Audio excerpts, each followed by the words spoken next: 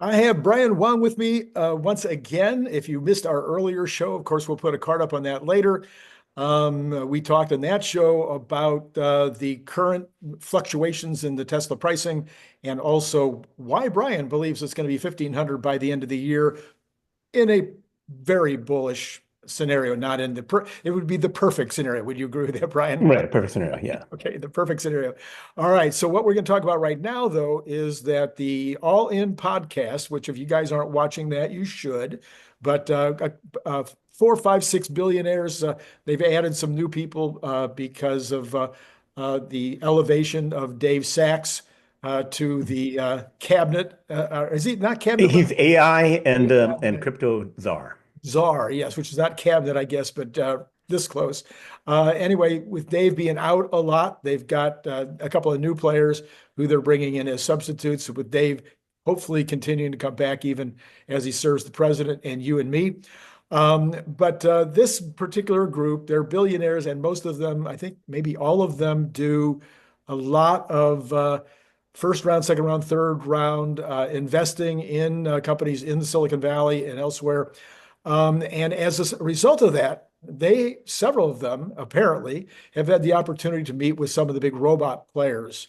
And obviously they're talking to the agentic players. And that's their big thing. So Brian, you want to maybe you've got a deck here ready to go on a summary a little bit of what these Yeah. guys talked about yesterday. Yeah. So this is the four that were in this last video. The new guy on the top left is Gavin Baker, who runs a $4 billion fund, and he had a big investment in XAI and I think several other things. Elon, I think, is also pretty big in SpaceX. Um, and then on his right is Jason Calacanis, um, who does a lot of early stage investing. And then bottom left is Dave Freeberg, who has done a lot of investing. He used to work at Google, and then I think now he's CEO of another company. And then to the bottom right is Chamath. I can't pronounce the full name. Patia or something like that. Yeah, that's right. Yeah. Okay. So some of the big predictions. So the two main big predictions were Jason said 2025 is the year of AI. And Dave Freeberg said 2025 is the year of hardware, AI, and robotics. So those are kind of aligned with things that I said just a week ago in my predictions. So we'll first go in with the year of robots that Dave Freeberg talked about. So he was pointing out the $1,600 RoboDog by Unitree. Unitree is had the valuations publicly traded about $4 billion, $5 million, whatever. It is basically China's version of Boston Dynamics, except they do more production and more selling of their products than Boston Dynamics. And Boston Dynamics is famous for videos where they do backflips and other things with their um, things. So $1,600 for the Robo Dog Unitree, $16,000 for a humanoid Unitree bot, and they got another $200 million in funding from Chinese sources, and they're doing a lot of mass production. So in terms of a competitor who are selling um, robots that have a lot of hardware and getting it onto people's hands, Unitree is doing that. And for people that haven't seen their dog or their humanoid, I mean, they're very clever. The Yeah. dog comes either with or without wheels, and can do a lot of great stunts. And they do have use cases. It can carry Mhm. things, it can find things. It has cameras. I mean, there's a bunch of different potential. We've a security dog. You know, Mhm. Right. might be one that comes to mind. So the Unitree story is a pretty good one. The thing I hate about Unitree is how cheaply they're selling them. But go ahead. Right. Right. So here's the Go2 or Go2 Unitree Robodog thing. Um, Two of the billionaires, Jason Calacanis and Dave Freeberg, say they're both getting them, having them run around ranches or do other tests for other companies. They have LiDAR and they see this colorized image where it's doing scanning of its environment. Um, and on the front is a LiDAR laser radar that's scan the environment, which are on hardware versions of robotaxi. But clearly, it's way cheaper, $1,600. You have the bot, so then the lidar there is very expensive, but must be only like a $100 lidar or something like that, and having other sensors. But it's having powerful sensors and making them software available to do stuff. They also said that there's been videos online where they have two machine guns mounted on the back of the dog, so you can have it, it can be used for military purposes as well. And then it had it doing spinning and doing, things like where it had two legs up and spinning, where it was doing much actions, the humanoid bot, doing kung fu kicks and all this kind of stuff, and just 10 times more cost. My brother, sorry, my son at Purdue, there's a club where they have a donated Unitree humanoid bot. So they're putting that together and doing stuff. So they're getting it out there. So the mass production selling of these devices where the hardware is available for everyone to use and have a software stack with that is developing, right? So China is releasing it. They will, does anyone believe that the main China robot company is not going to make 100,000, a million of these things, right? And do that, in tens of thousands this coming year? It's clearly going to happen. So the mass production of different kinds of bots is happening. Yes. Another non all-in related thing was Elon said that Grok 3 is coming soon. Pre-training is now complete with 10 times more compute than Grok 2. So for people who haven't seen, I've been publishing this kind of chart for all of them last half of last year, and you can see down row 6, XAI Grok 3, training end December 2024.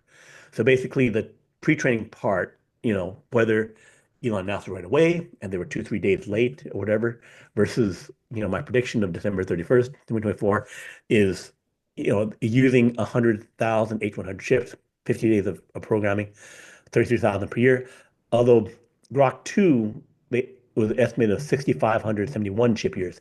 So Grok 3 might have 66,000 chip years worth of training if he said that the 10x was right? So maybe even better than what we were expecting. So that might have meant like 80, 90 days of training and even more chips. And then I'm expecting that to be released mid-February. Okay. And then we have the other prediction that I had around when, because they're installing another 100,000 H100 equivalents with A200 that's already been done. So then they start the training already of the Grok 4 model. So every quarter, these models are coming out, And I think which Brad, relates to. and I think Brad Gerstner, I think it was Brad that said that Grok 3 will have an IQ of 140. Mhm. That's correct. And in the All In podcast, Gavin Baker, the guy with the $4 billion fund who invested in XAI, he was talking about how every quarter there would be huge leaps in capability in 2025, which is what I'm expecting, which is, in that chart, I say specifically how much there would be on it. He was showing this OpenAI, uh, on scores of this AGI test of reasoning and showing how the O3 model had gotten to 90 some percent, which is like way better than practically the best humans on this chart. But a massive run up in capability, which people who aren't following AI closely don't know that's happening. I think it was an interesting thing that he said. Every quarter it will improve as much as it did in 2024. Right, right. Which I say specifically here, I have Grok 3, this finishing train December, releasing February. Grok 4, April, could be March or April 2025. Grok 5, trained with B200 chips that are 4 times better. That's below that, a couple lines below that. Would release July 25th, and then a Grok 6 with 300,000 B200 training chips would release December 2025. And each time there'd be a big step change in the amount of computing. So I predicted that, so he confirmed that. There So you he go. didn't, yeah. So that wasn't talked about by him but he didn't say specifically how it would happen each quarter. But so he's investing in AI. I know XAI is what they're doing. So um, his statement just confirms what I know. They also talk about AI scaling. So it's not just this training, pre-training that's scaling, which I'm expecting to go up 40 to 100 times throughout the year, right? Um, he talked about three, the pre-training, the test time scaling, the line three going up, and then reasoning scaling. I have five things here. So there's the pre-training thing that I agree that goes up 40 to 100 times. Test time scaling. So the O3 model from OpenAI got those PhD level answers by using $10,000 worth of compute. Mhm. $10,000 worth of compute, it's about a buck 50 for an H100, which costs $30,000, $40,000 to operate for an hour. Okay. So people are buying that capability for an hour and then paying that. So then renting the thing for the full year, you pay $12,000. So that means they use a 30,000 GPU data center to take 30 minutes, something like that, or an hour to answer a really complex question, right?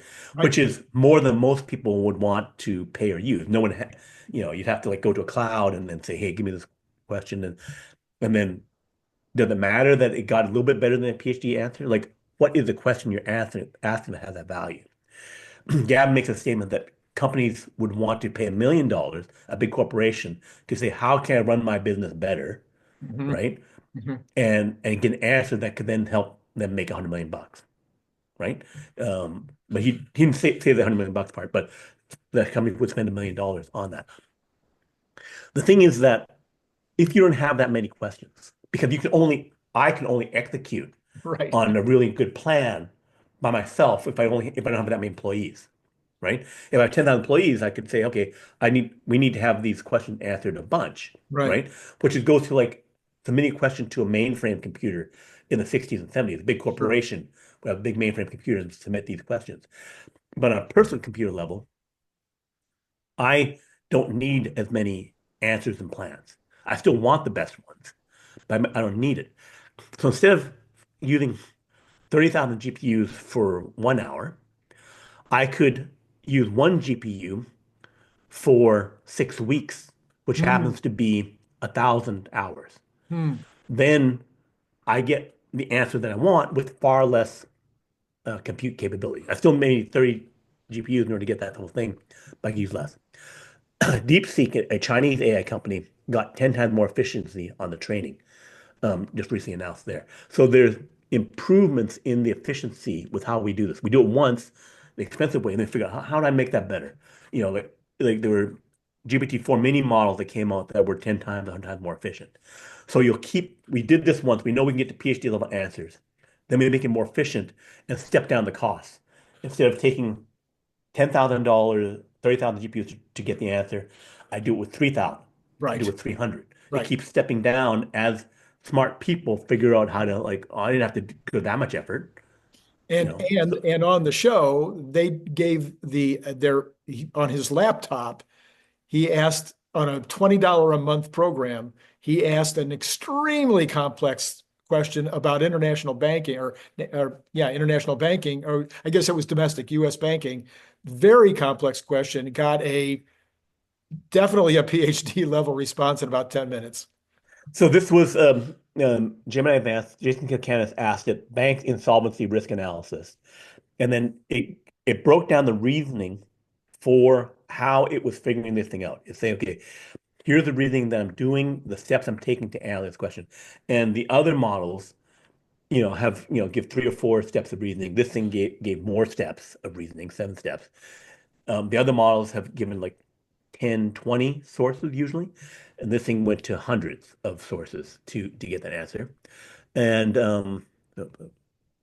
so so then now below there was other things on that um, answer. So Jason also had asked it, how do um, we I think convert to robotaxi and full self-driving, how do we convert the fleet and stuff like that. And it also gave a really good answer. So you can see the value in that it gives you how to analyze the problem. right? In a professional way. So Right. the and he got the answer in 10 minutes. So that value, that where we say, tell me how you would analyze this problem, it may not take the full $10,000 of compute to tell you how to analyze the problem. And it could give you that part of it, which has value in itself, and then give you the first parts of how it's doing the other part of the analysis. So you could get how you'd want to think about it, and you can think about it, and then you can come back and ask a better, more fine-tuned, more narrow question around how do you, like some of the steps could be more obvious, right? And you can get it from other things. Yeah. And I think that goes to a conversation I believe you and I had earlier this year to where this existing $20 a month program, which will probably be free in 90 days, um, with taking 10 minutes to give you these kind of complexities, could be used for stock picking. I mean, Mhm. you could just simply ask it, using as many resources as you possibly can, take all the time you want.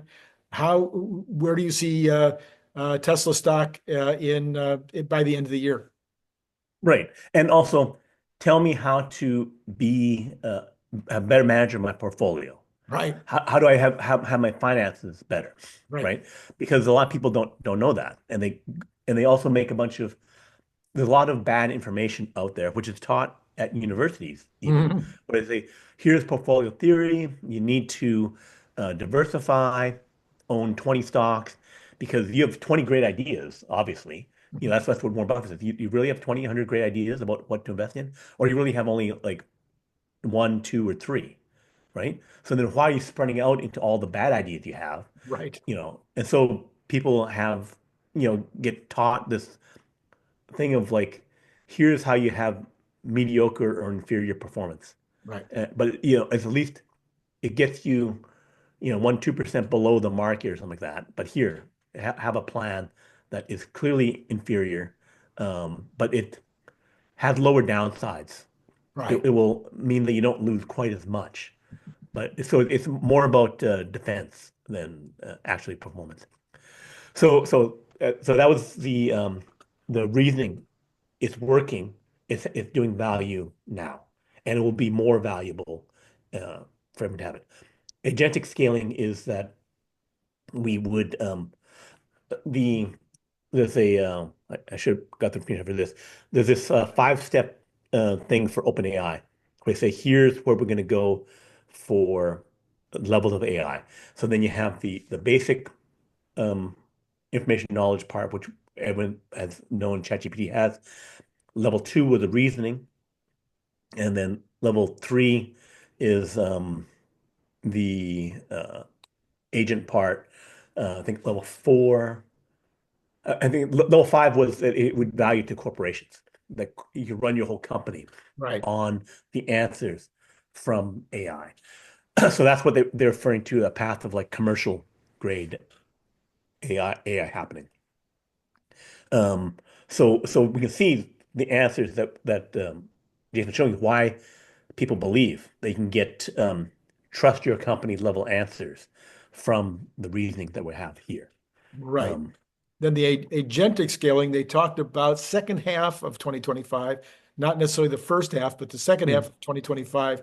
They believe, several of them believe that the agents will be everywhere, that it'll be a 1996, 7 type period where it will wipe out the existing SaaS companies even mm, that right.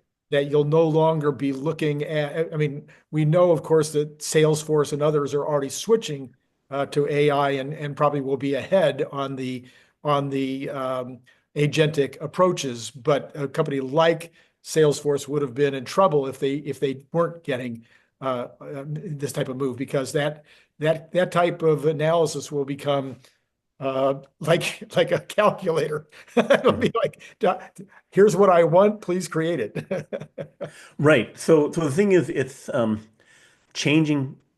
If things are changing every quarter with huge leaps in capability, then um, certain things that we're making highly valuable that we're paying a bunch of money for, we don't pay a bunch of money for, right? I was going to pay a bunch of money to a Deloitte consultant.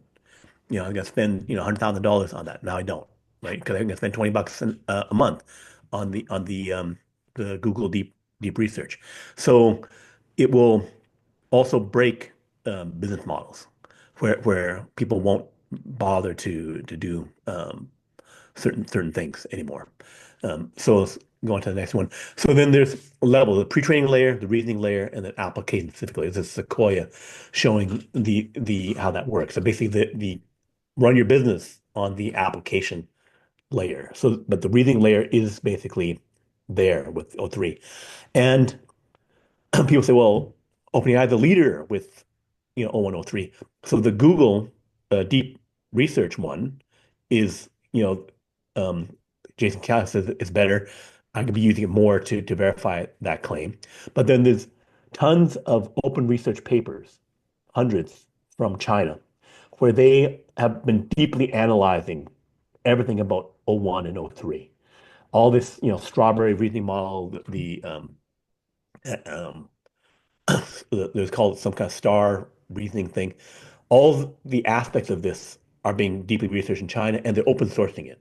So if you say, okay, somehow the U.S. companies were on top of it, but they are, you know, then everyone's following the reasoning path to get to better reasoning. It's not like OpenAI has this secret sauce and no one else is copying. Everyone is totally on top of what's happening there.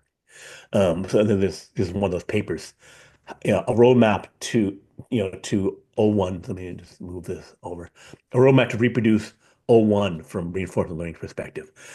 So China's copying OpenAI and Google Reasoning, and they're open sourcing it.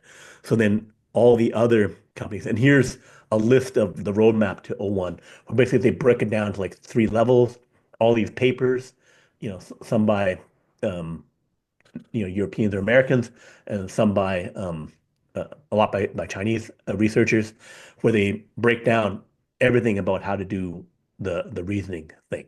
So people think, oh, OpenAI with O3 better than PhDs, they're the only ones. No, everyone is doing this. Everyone's doing And this. they recommended, and they also said in the conversation that they believe that some of these labs are going to start getting a lot more coy about what they release and what they don't release because it's so quick for these other, as you mentioned, for these students and the other labs to just take what they find out and they've got it the next day.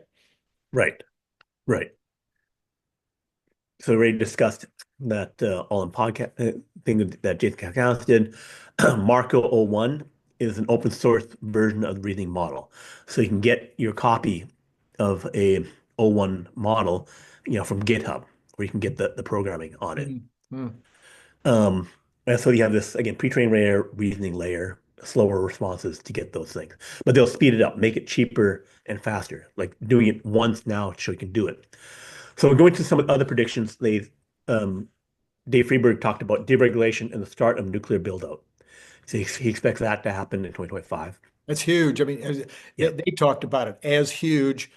They don't believe there's any other way to get to the kind of energy that we need other than nuclear. I think you and I have talked about this on program after program after program, how important it is to do the nuclear. But we, I think, together would disagree. Basically, I'm your student on this, is that if the United States decided that they wanted to do it with solar and batteries, it would just be a matter of doing a major concentrated, get rid of the regulations, get rid of the tariffs, start building factories. We could do it with solar, but that's maybe less likely even than deregulating nuclear. you just need to have all energy. Um, so common phrase is drill baby drill to get more Yes. oil, right? Right. It's build baby build Build it. for energy. All So of the it's basically above. all the above. Build as much as you can, and you need to. But nuclear has to be mass produced. Building the old reactors, where I build Right. one, spend $2 billion, $4 billion for China, $20 billion for the United States to build one gigawatt reactor. Too fat, too slow, too costly. You have to factory mass produce these things in ultra high volume in order for this to do what we need to have. We need to have hundreds of nuclear reactors every year coming out at the large level. And if you're making the small ones, you need to be making millions of them. Right. I talked to you about that training thing, the compute thing, 24 hours to 42 days, 1,000 times, 30 GPUs. That was from before the reasoning model. So the other thing we talked about was stablecoin is already here. That was 𝐒𝐚𝐲 who said that stablecoins, which are cryptocurrencies where one coin equals like $1. So that Tether, USDC, it already has more transactions than Visa. It was, I think, 2x Visa, so $8 trillion in transactions, like Right. over a billion, 1 to 2 billion transactions, $8 trillion, which is more than the $4 trillion volume of Visa. 𝐒𝐚𝐲 expects stablecoin to go by 4 to 5x in 2025. And stablecoin fees will be far, far less than credit card fees.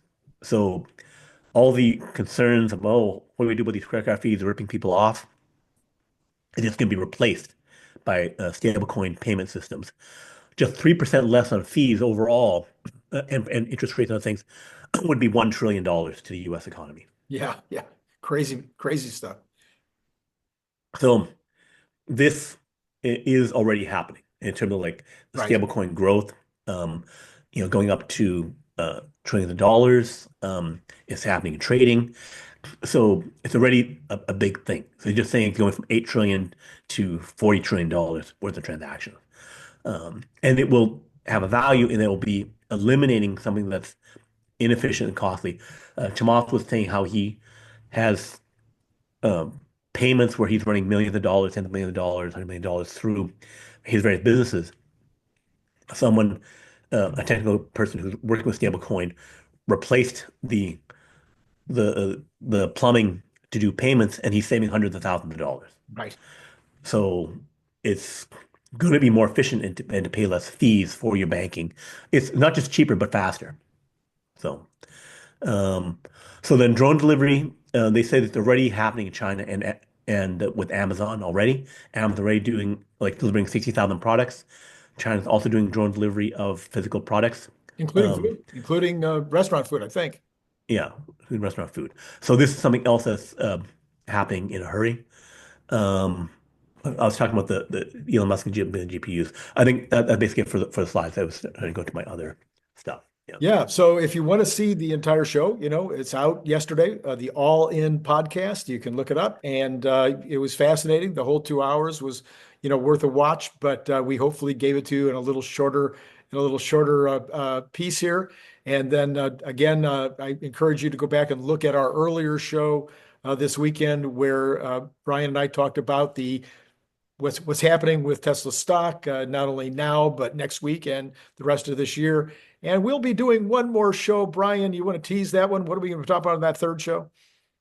Um, in terms of we'll talk about the news about the drones over New Jersey and how that could have gravity propulsion, and all kinds of crazy super technologies that are happening.